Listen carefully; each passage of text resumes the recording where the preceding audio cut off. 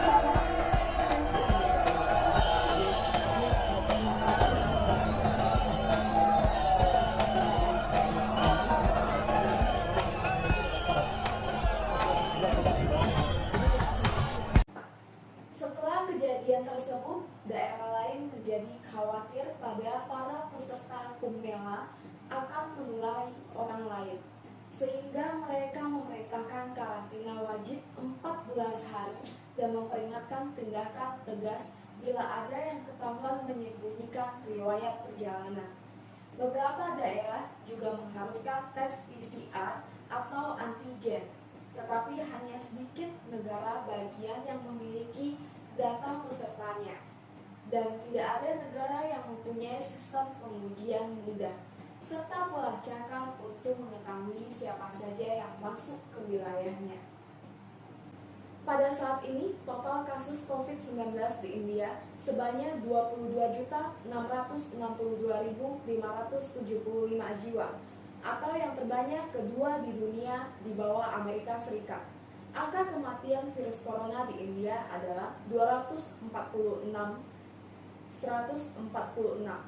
dengan pasien sembuh sebanyak 18.671.222. Setelah kejadian tersebut, kasus corona di India melonjak sangat tinggi. Dalam sehari di India bisa lebih dari 4.000 kematian akibat virus corona dalam sehari. Untuk pertama kalinya, Organisasi Kesehatan Dunia memperingatkan bahwa tahun kedua pandemi bisa lebih buruk daripada tahun pertama. India telah menyuntikkan 77 juta dosis vaksin COVID-19 sejak Januari. Namun, vaksinasi COVID-19 per kapita India lebih rendah daripada negara lain.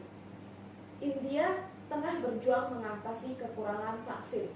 Sejauh ini hanya 114 juta dosis vaksin yang tersedia untuk populasi lebih dari 1 miliar penduduk.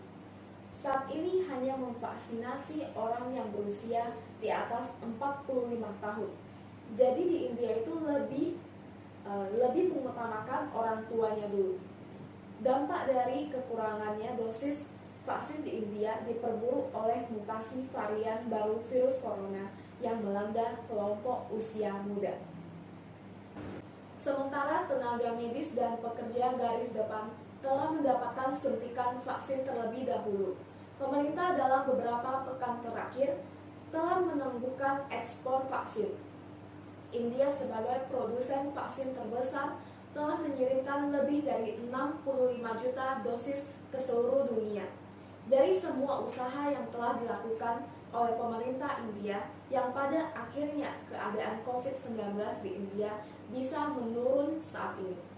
Dari berita yang saya temukan, untuk saat ini kasus COVID-19 sudah menurun banyak, dikarenakan pemerintah yang sudah cepat menangani dan mendirikan lebih banyak rumah sakit dan mengirimkan banyak tabung oksigen ke rumah sakit di sana dan membatasi kunjungan ke India.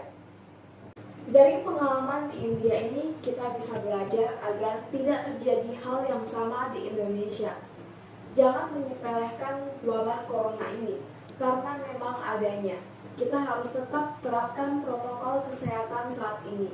Tetap waspada dan jaga jarak pada orang sekitar. Hindari tempat yang ramai, selalu memakai masker saat bepergian dan bertemu dengan orang lain. Biasakan cuci tangan saat makan ataupun saat pulang ke rumah. Selalu sediakan hand sanitizer saat bepergian.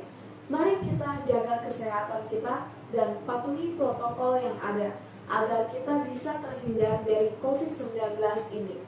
Mari kita sama-sama bersatu melawan COVID-19. Terima kasih.